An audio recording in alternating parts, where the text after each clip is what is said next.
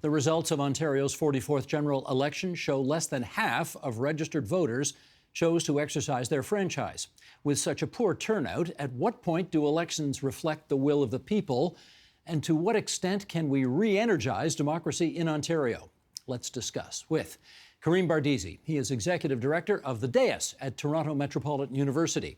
Sonal Champsee Director at Not One Seat, a progressive grassroots organization. Nelson Wiseman, Professor Emeritus of Political Science at the University of Toronto, and Martin Regg Cohn, political columnist for the Toronto Star. And it's great to have you four here in our studio for our first post-election program, I guess. And it's sad. We're going to start with some sad numbers. Sheldon, you want to bring these up right off the top here? In 2022, we had about 10.7 million people registered to vote. It was more this time, over 11 million. The number of people who actually voted in 2022 was 4.7 million. A little higher this time in 2025, just over 5 million. But the turnout, boy, when I was a kid, we had turnout in the 70s and the 80s. In 2022, it was just over 44%, and this time it was just over 45%. Okay, let's weigh in on this. MRC, what do those numbers tell you? Well, let's first set the stage, which is that this was a no surprises election. It was like a Holiday Inn election, not in thunder. Best surprise is no surprise. Yeah. So it was not a change election. It was a more of the same election, and it was an election in many ways about nothing. And so the turnout flows from that. Political scientists will tell you that when there's a change election, you tend to get a really bit of a kick in the turnout. Because this was a no surprises election, the turnout was at our new equilibrium of below 50%. That said, so the surprise was that it wasn't as bad as most of us thought it would be. I think some of us I thought it might be below 40%. And it was at 45 and a little bit in the middle of winter. So not that bad. Sonal, what did you think of those numbers? I mean, I think the fact that it was at 45, shows that, people were motivated to kind of come out much more than we would have thought, especially, in a terrible February. But I think people are disengaged. And I think a lot of that is, you're right, it wasn't a change election, but at the same time, the opposition, decided to play games and fight for second place. And I think when the opposition parties show that they don't care about voters, why would voters care about them to get them out? That speaks to what your organization is all about, which we'll come back to a little bit later. Karim, what did you think of the numbers? Somewhat higher turnout that surprised a bunch of us is still pretty faint praise. And there are a bunch of reasons why turnout is consistently low. You can look at the political parties, you can look at the electoral system, but I think we have some fundamentally deeper issues with our democracy that we'll need to dive into, especially in Ontario, especially at a time when it feels like the stakes are, for a lot of people, are very high. And so we have some work to do. All the elite institutions that are supposed to be driving people to the polls or getting people excited about democracy, they're not succeeding in doing that. We shall dive into those reasons during the course of our discussion. Nelson Wiseman. I'm a contrarian.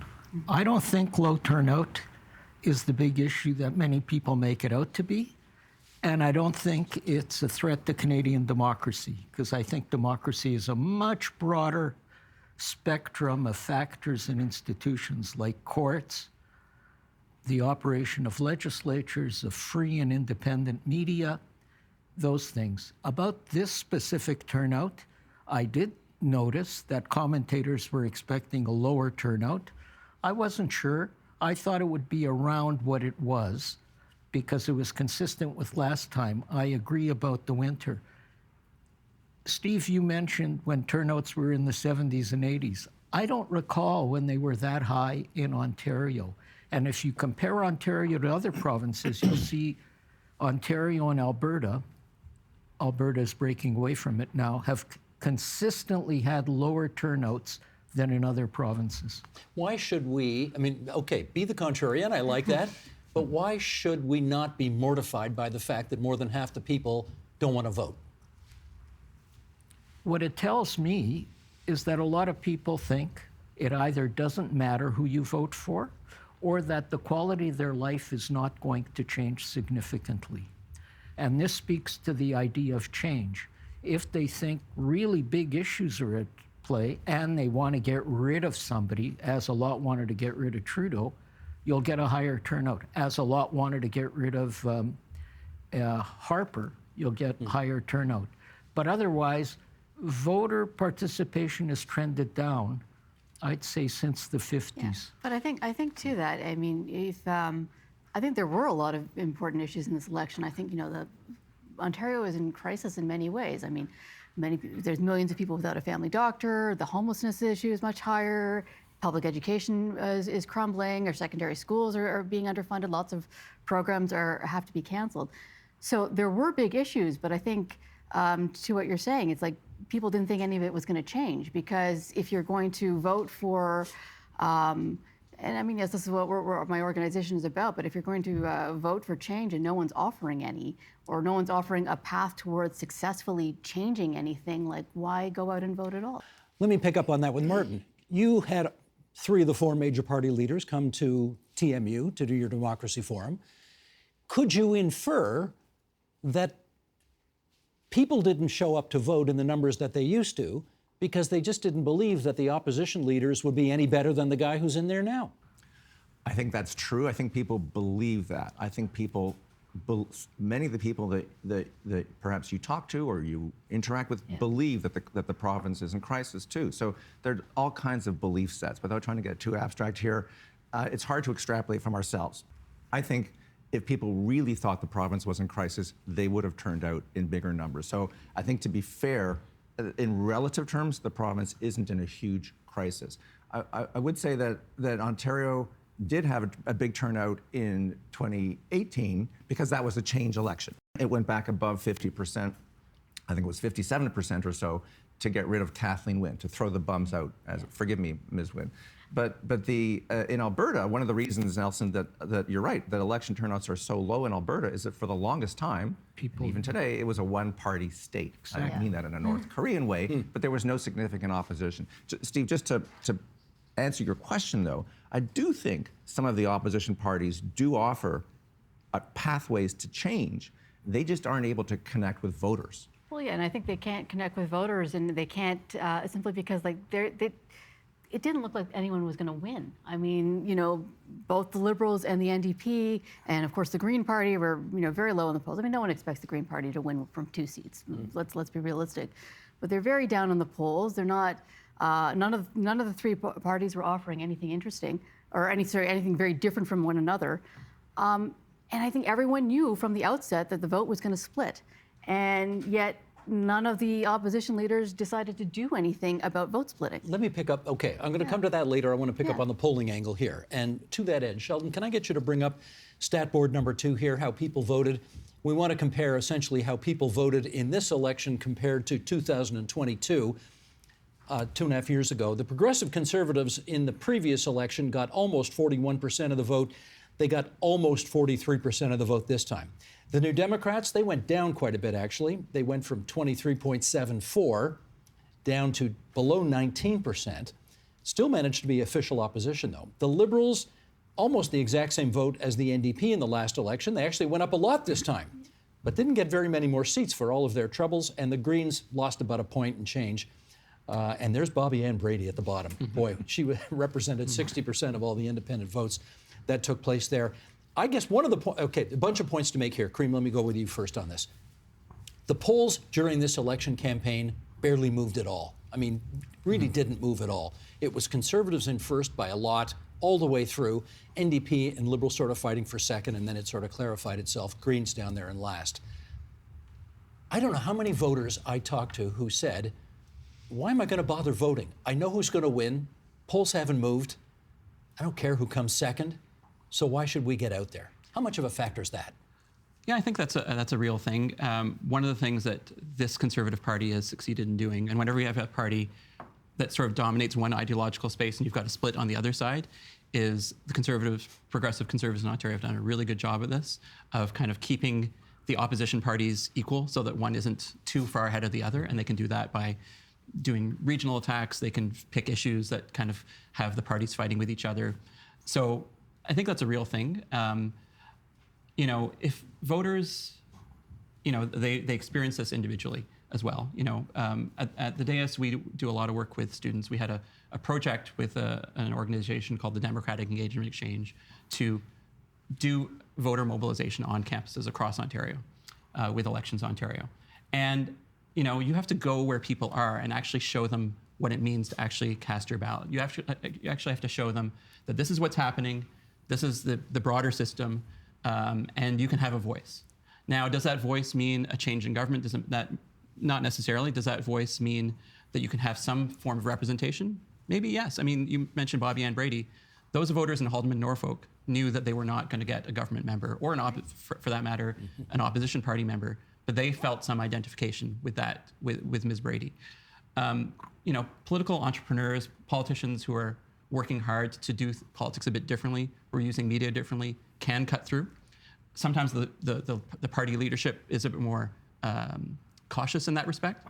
That's the other, I think, lesson from this, that when opposition parties take chances and break a bit out of their bubbles about the way they think politics needs to work, that's one way of gaining vote and gaining attention. But Nelson, I want to ask you about this, because media think they are doing a service to the public by letting them know what the state of play is pretty much every day.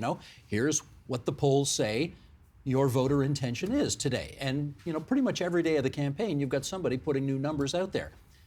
We think we are doing a service to the electorate by doing that, because we're giving them information. Can it have the opposite effect of saying, this thing's a fait accompli, it's a foregone conclusion, you don't need to vote?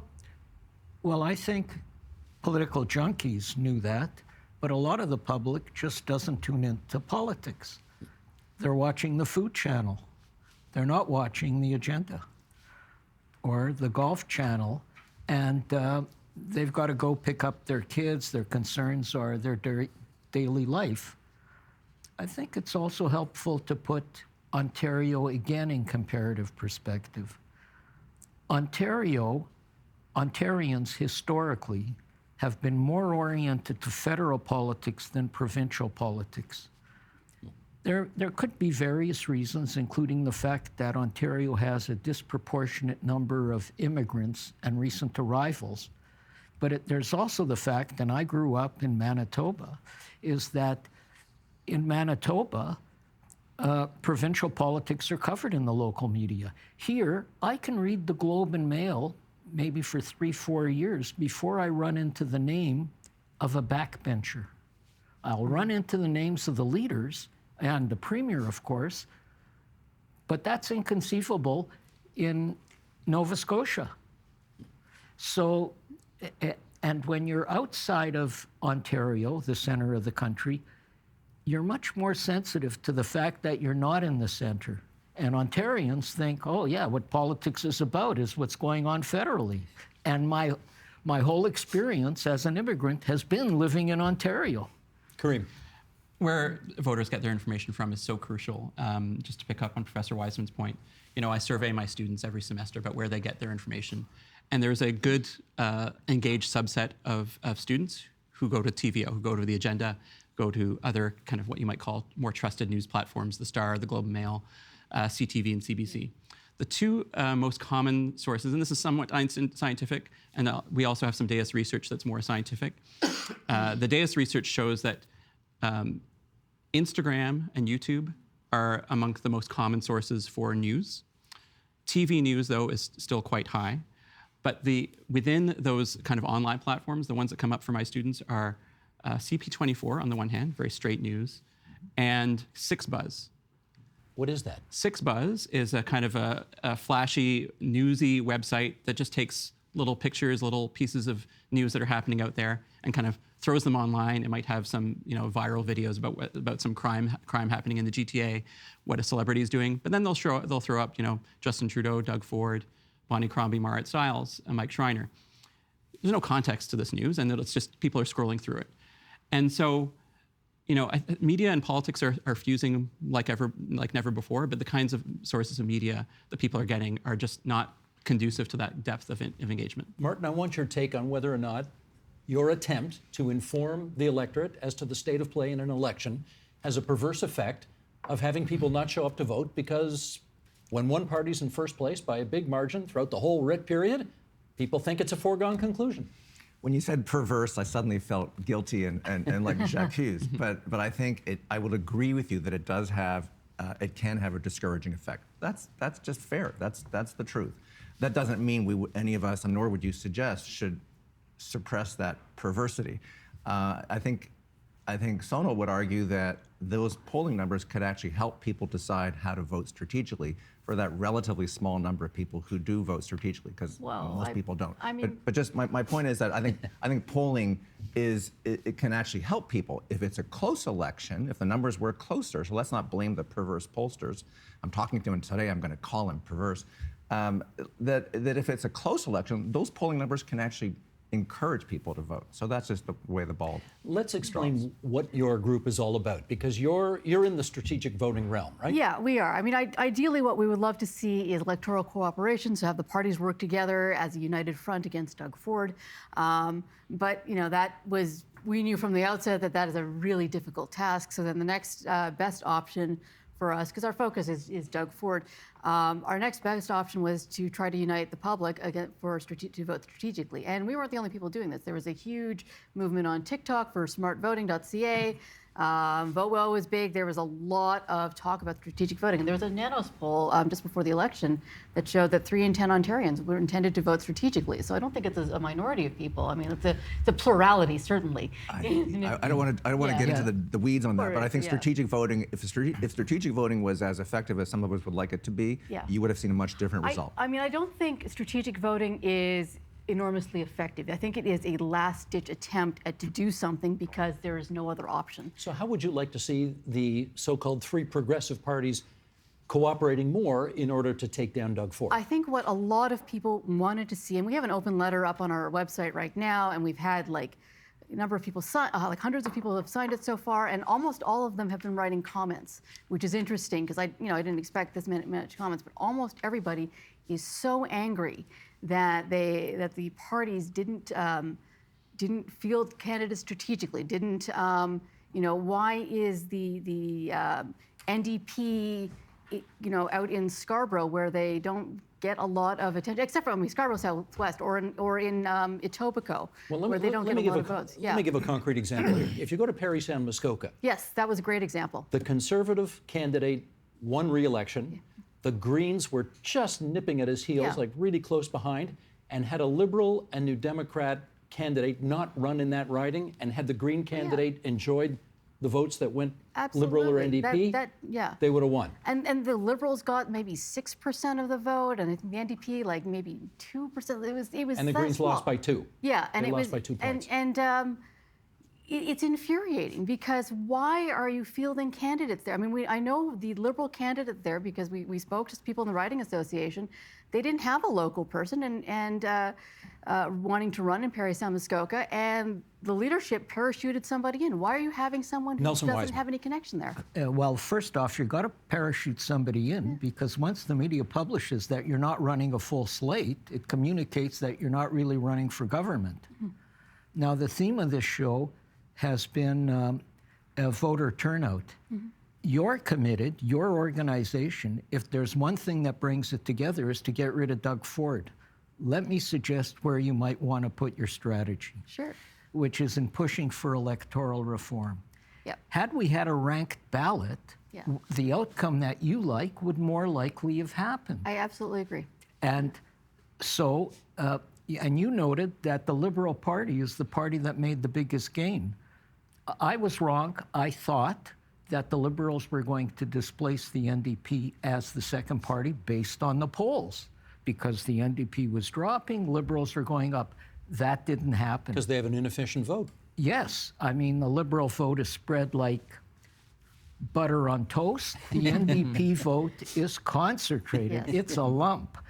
And it's in the core of big cities like Toronto and Ottawa and London and so on.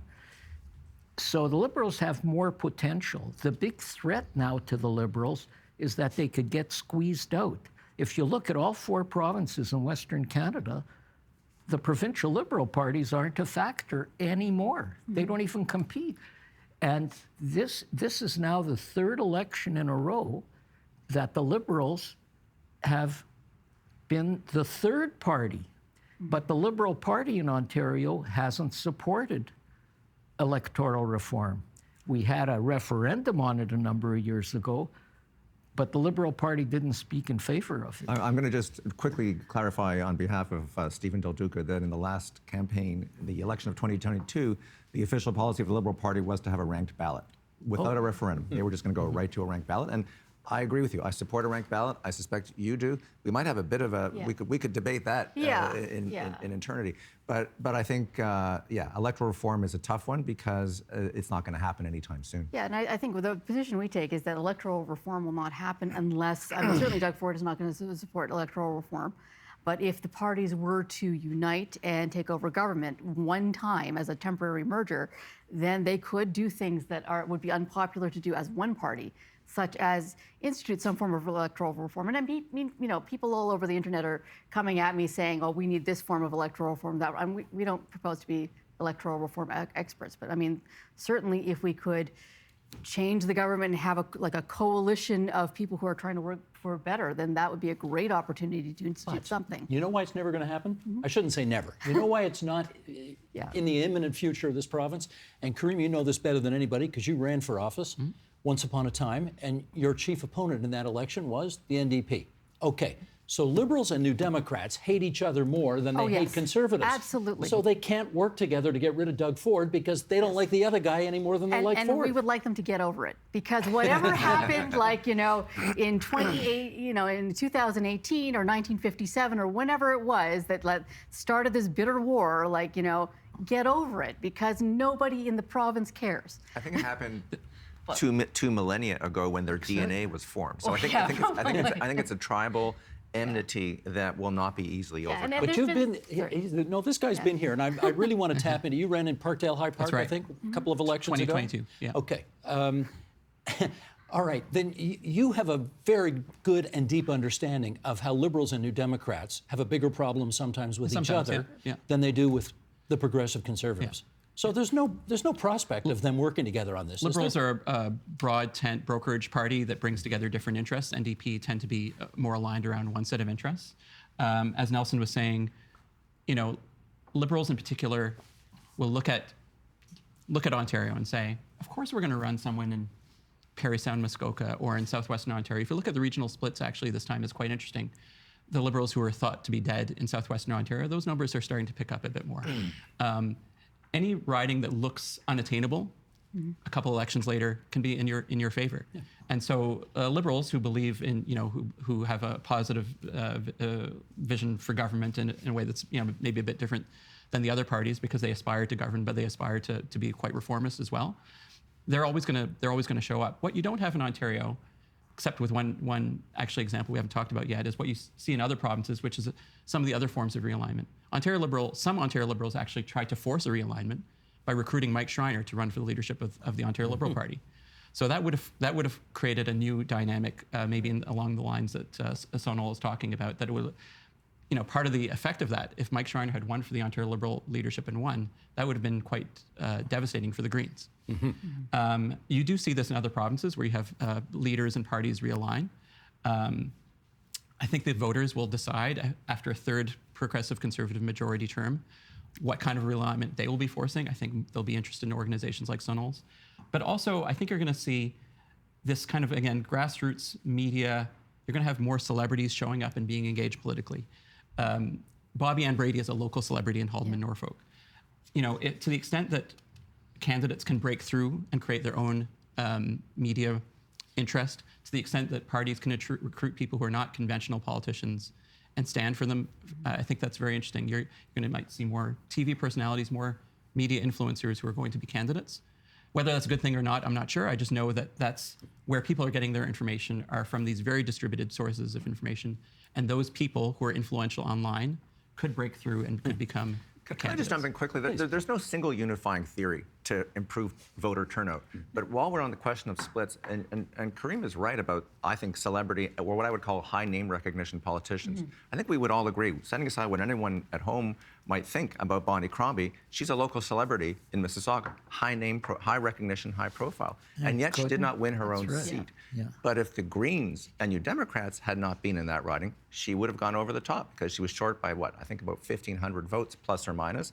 And that's how many of the Greens and New Democrats took away. So that's the challenge we always face. And Mike Schreiner and the Green Party has always been amenable to the idea of cooperating. The thing is you can't cooperate if there's no one to cooperate with. Well, but Mike Schreiner would be in favor of that because he only has two and a half seats. To his advantage. So taking out a candidate in Thunder Bay is not a big sacrifice for him. No. At the end of the day, the opposition never misses an opportunity to miss an opportunity. Sorry for borrowing that Middle Eastern aphorism, but that is the challenge. And when people talk about the Liberals being low in Ontario or in the Prairie provinces, the Liberal brand is not going to go away anytime soon in Ontario. And while their strength is in the cities of Ottawa and Toronto, and they're weak in other areas, it goes up and down.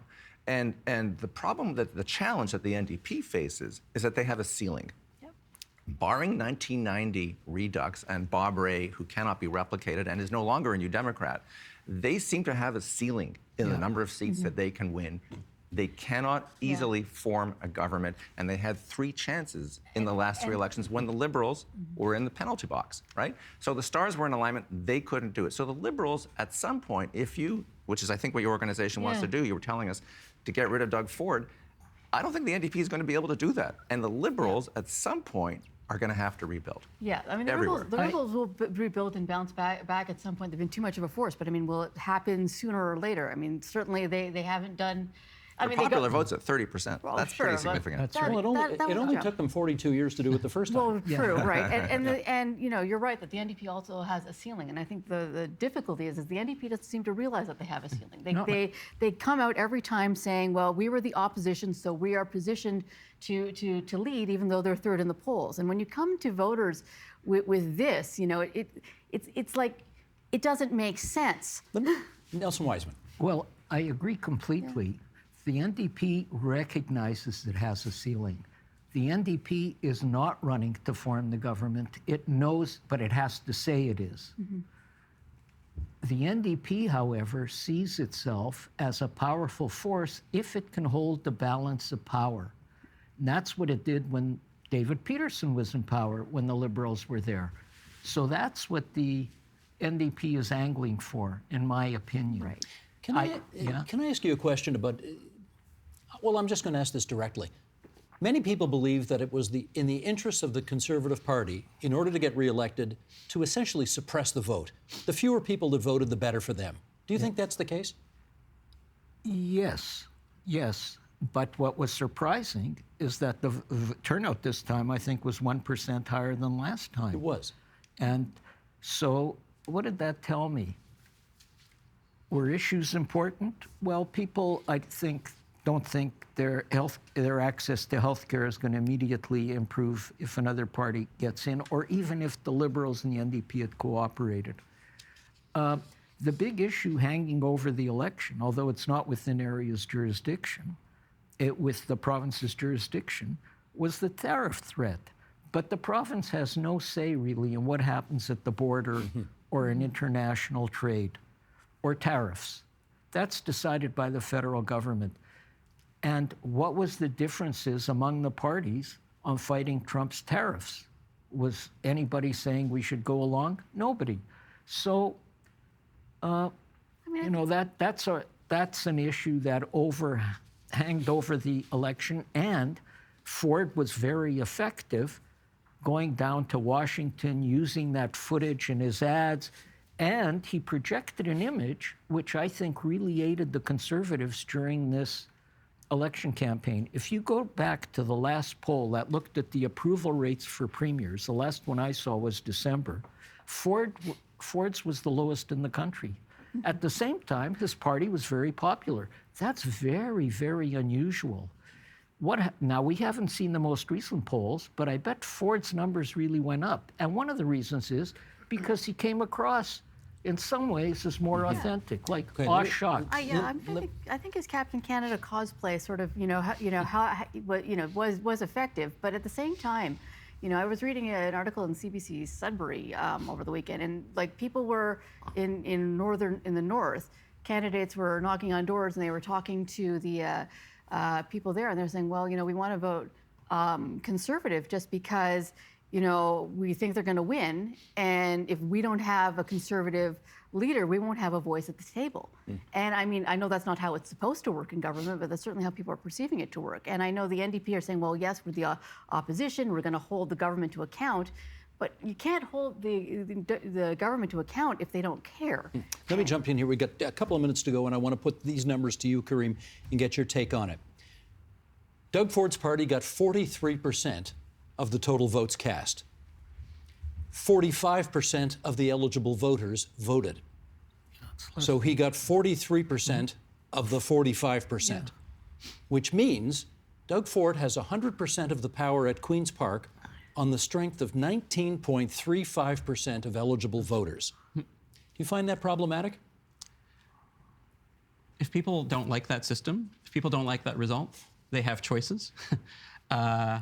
And you know, when I ran, for instance, under this as a candidate under this ranked ballot platform that the Ontario Liberals were championing. I think we have some really big problems with our democracy, and you know, there are ways that we can move things. You know, outside activists have a role. One of the issues we're really concerned about at the Dais is the future of post-secondary education in Ontario, and I know Martin's been doing a lot of writing about this as well. We know this is one of the big policy failures of this government, combined with some of the issues of the federal government, that we have a really underfunded and not reformed post-secondary college and university system in Ontario. Well, yeah, you can vote on that. You can say, you know, Conservatives didn't say enough about that, and here's the platform issues. But at some point, it's going to take some outside energy. It's going to take students, it's going to take parents, it's going to take activists to actually raise the issue. You know, in all of this conversation, politicians are still politicians. They still follow sometimes public opinion, and if an issue is raised to a high enough degree, there is the potential to make change. This is what we just fundamentally believe at the Dais, and I think that, you know, the big change movements in history, some of them come to Ontario, and they can bring change. Can I get 30 seconds from you on whether you think any government, regardless of party stripe, that wins with 19.35% of the eligible voters has a legitimacy problem? Not at all. In our system, that's the way it works. As Karim was arguing, those are the rules. People have the ability to change. To your earlier question, was this voter suppression? Not at all. In fact, this is not a repressive country. It is not a suppressive country. All you got to do is go down and vote, show your ID, and you can make a difference. You're only wasting your vote if you sit at home and let other people vote for you. There you go. That's our time, everybody. Can I thank Martin Regg Cohn from the Toronto Star and Sonal Champsee. Not One Seat is her organization's name. And on the other side of the table, Karim Bardeesy from the Dais at Toronto Metropolitan University, and Nelson Wiseman, whose classes we all took so many years ago at the University of Toronto. Thanks so much, everybody. Good discussion. Thank you. Thank you.